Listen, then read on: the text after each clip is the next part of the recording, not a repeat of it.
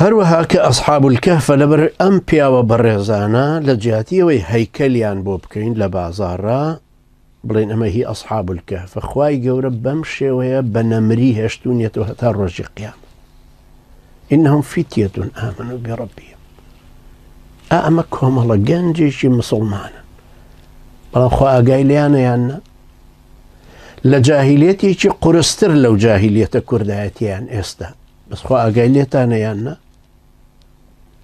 خوا ئاگای لێمانە، خوای گەورەمان پارێزێ، هەنگاوەکانمان بە قەدەری ئەوە ڕوە، ئەو بی ئەو بارودۆخەی لەسەرمانە بە قەدەری ئەوە ڕوە، دیسان هەمووی ئیمتیحانە بۆ ئەوی سەبر بگرین.